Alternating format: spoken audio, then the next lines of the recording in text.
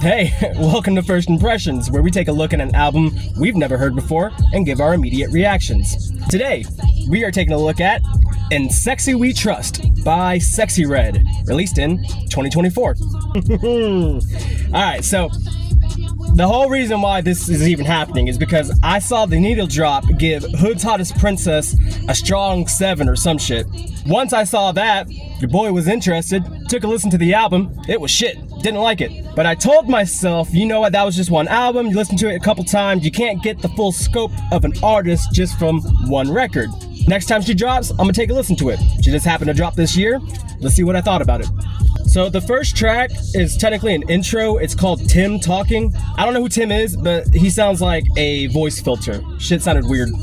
The true opener in my eyes is She's Back. It's a decent opener. I didn't love it, but I also didn't hate it either. You can kind of use this song as a template, especially when it comes to the lyrical content. Use this song as a template for the rest of the album because it kind of stays in one lane. Moving on to Boss Me Up. This song ain't too bad, I gotta admit, it ain't too bad. This is whenever I realized that the wordplay was gonna get a little bit better than Hood's Hottest Princess. The one thing that really caught my attention was the line, "He fell in love with me by the way I throw it back." Because he fell in love with me by the way I throw it back, you know, it's just what it is. But it could also be, he fell in love with me, oh, by the way, this wagon be rocking, you know what I'm saying? So after Boss Me Up, you got You My Everything featuring Drake. And I audibly said, oh, hell no, whenever I heard this song. Not because of Drake, not because of all the things that, you know, went down this summer, but just because I thought the hook was fucking awful. Overbad was short and sweet, so that was the best thing I could say about it. There is one line where Sexy says, "I'm tatted like a Mexican." What you mean by that? We're talking about this fool right here?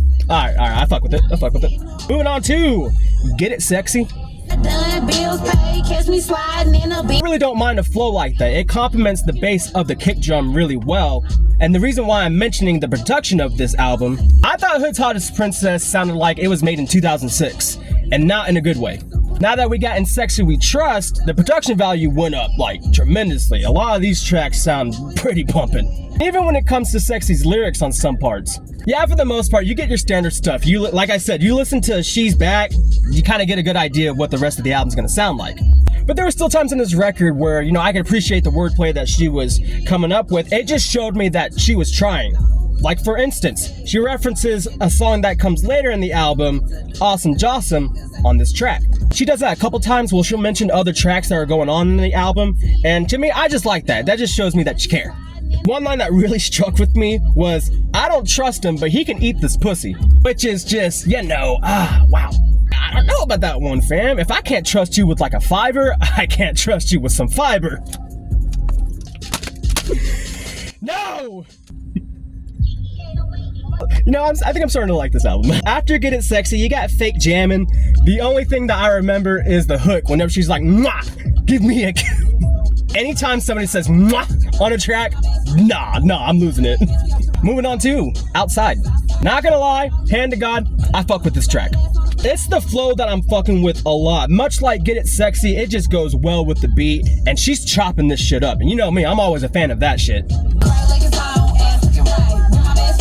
That's really all I need. I don't need much else outside of that. The only thing I don't like about this song is whenever she goes, I can deal without that. After Outside, you got Sexy Love, which actually has a callback to Outside. Like I said, she references different songs a lot on this record. Also features Von Off 700. Now, I ain't never fucked with Von Off before, but I'm gonna have to now because that verse is pretty good. After that, you got Sport. Fucking Sport. This is part in the song, I'm paraphrasing here, I'm gonna put up the lyrics, but she says that this pussy tastes like water, it ain't got no odor. I'm not gonna lie, if I pull up down there and I don't smell anything, like, I'm gonna get a little worried. As Dave Chappelle said, it's an acquired taste, it's an acquired smell, but if I got nothing, no, I'm asking some questions. Outside of that, I really don't remember much of the song. Moving on to TTG. I want to talk about this song for one reason and one reason only, and that's the ending. Sexy's talking about this bitch's pussy, right? Or excuse me, coochie. She says coochie a lot in replacement of pussy. I don't know why I noticed that, but I can fuck with it. Anyway, she's talking about this girl's coochie. It stunk so bad, she literally just gave up on the track. They ugly and they pussy The idea of her just being so disgusted by the mere mention of that pussy killed the entire vibe. That just cracks me up, man. After that, you got Lick Me featuring Lil Baby, and I wasn't really feeling this song. There was one line that, she says, "I'ma drink that cum till it make me drunk." Huh? First off, didn't know that was possible. Secondly, what the fuck? What the actual fuck, Sexy? You talk about matching someone's freak. After Lick Me, you got Awesome Jawsome, which was referenced earlier in the album. Funny enough, I really don't remember shit about Awesome Jawsome. I got some notes here, but I can't read it for shit. And to close out our album, we got It's My Birthday. I didn't like a single thing about this song. This song was really annoying. Probably the worst song on the album, my least favorite for sure. You could have put this shit anywhere. Wouldn't have made a damn difference. Alright, and that was In Sexy We Trust, a 14 song long album with a 33-minute runtime. Ain't that some shit? So in conclusion, I did not hate this record. I kind of went into it with the mindset that it was gonna suck because I didn't like Hood's Hottest Princess that much. Which, by the way, you should never do that. Like, never ever do that with the mindset that it's gonna be bad. You can compare it to the album that came before it, but never go into a record just with the mindset, okay, I'm already gonna hate it.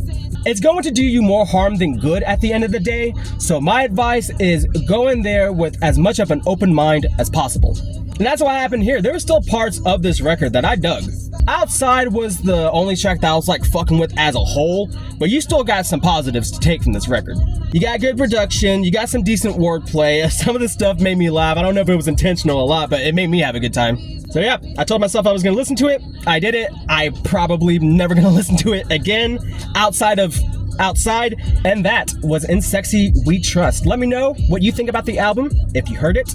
Give me any and all recommendations. I'm always down to listen to something at least once. And until then, stay tuned.